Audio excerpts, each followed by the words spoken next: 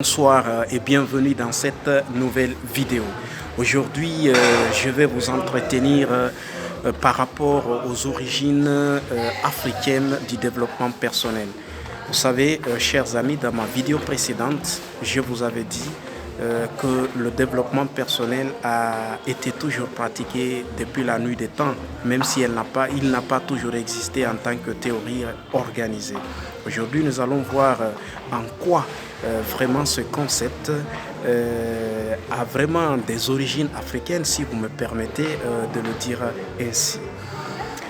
Chers amis, il faut savoir que dans l'Afrique ancestrale, l'Afrique des grands royaumes, l'Afrique des grands empires, le berceau de l'humanité d'ailleurs, il faut savoir que dans cette Afrique-là, n'était pas homme ou femme reconnu au sein de la société qui le voulait.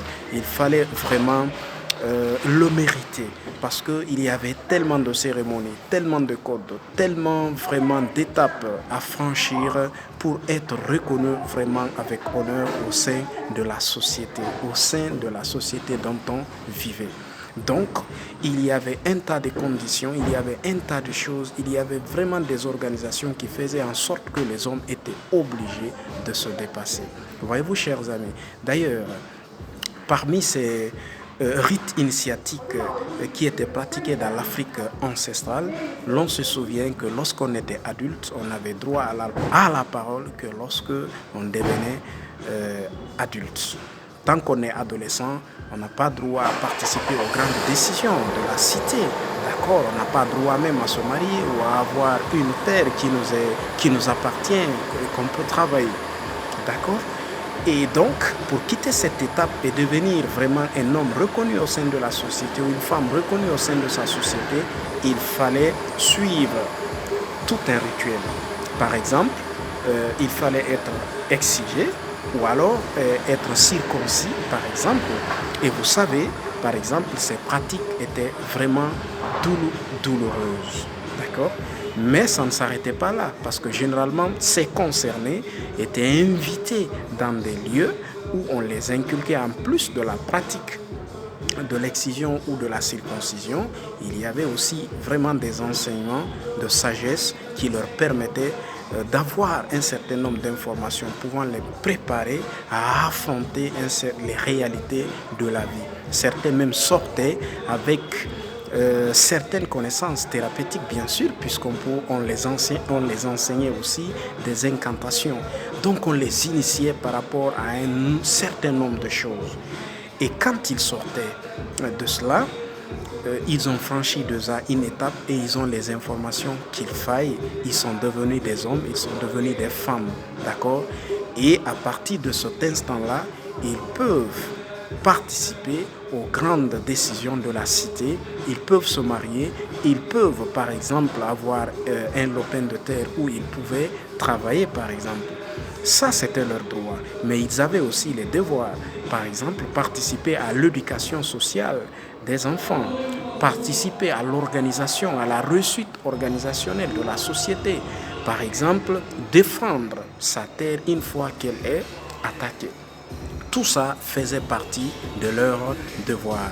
Voyez-vous, chers amis, au-delà même de ces deux pratiques que je viens de citer, qui étaient vraiment entourées par d'innombrables initiations, il faut parler aussi des combats corps à corps. Il y avait même des sociétés qui acceptaient l'utilisation des bâtons ou des chicottes, d'accord? Et les combattants se battaient jusqu'à ce qu'un d'entre eux gagne. Et ce genre de combat, généralement, on n'aime pas perdre. Malheureusement, il y a toujours un gagnant et un perdant. Et souvent, le gagnant s'asseyait sur la poitrine du vaincu pour prouver à tout le monde qu'il est vraiment le champion. Et à partir de là, il a un code d'honneur. À partir de là, il est honoré par sa société. Voyez-vous donc, chers amis, il y avait même d'autres communautés qui utilisaient par exemple les tatouages qui font vraiment mal. Je ne parle pas des tatouages modernes, mais je parle vraiment des vrais tatouages. Au point qu'on se demande pourquoi ces sociétés pratiquaient ce genre de choses vraiment douloureuses. Voyez-vous?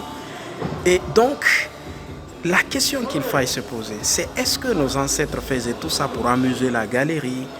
Pour ceux qui n'ont pas connu la société africaine et qui parvenez à rencontrer ce genre de pratique pour la première fois, vous pouvez se dire, écoute, ça c'est quelle barbarie ou sauvagerie, mais vous jugez toujours mal ce que vous ne connaissez pas en profondeur. Il faut savoir, chers amis, que l'ensemble de ces pratiques-là était loin d'être une sauvagerie ou une barbarie. C'était plutôt des sagesses qui étaient organisées, qui étaient enseignées derrière cela. Par exemple, les pratiques douloureuses, les combats et autres. Qu'est-ce qu'on voulait enseigner vraiment les jeunes gens à travers cela? C'était d'affronter l'adversité. Tu as un adversaire, il faut l'affronter.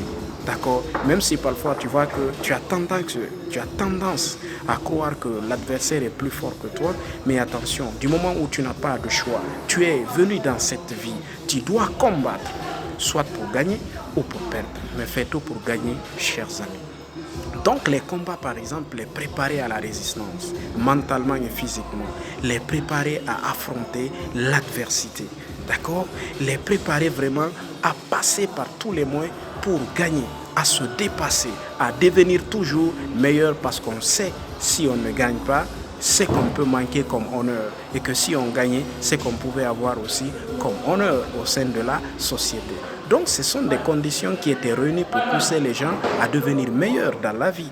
Voyez-vous? Donc, et en plus de cela, les sagesses qu'on les enseignait aussi, les préparaient vraiment à supporter le poids de la vie. Donc, on a compris, chers amis, que par exemple, toutes ces pratiques-là, tous ces rites-là, vraiment, n'étaient pas des simples pratiques parce qu'on voulait tout simplement amuser la galerie, on voulait tout simplement se divertir, se récréer. Non, il y avait bel et bien un enseignement derrière tout cela. Cet enseignement, c'est le dépassement de soi. Cet enseignement, c'est le fait d'accepter et d'affronter l'adversité avec courage, avec combativité. Parce que, chers amis, c'est ce qui vous attend au sein de la vie réelle.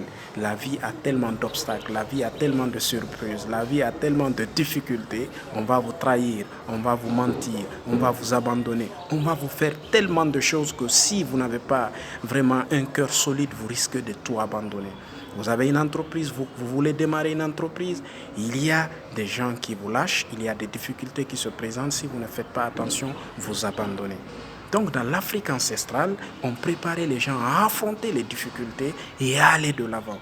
Voilà, chers amis, ce que j'avais à échanger avec vous, à partager avec vous aujourd'hui.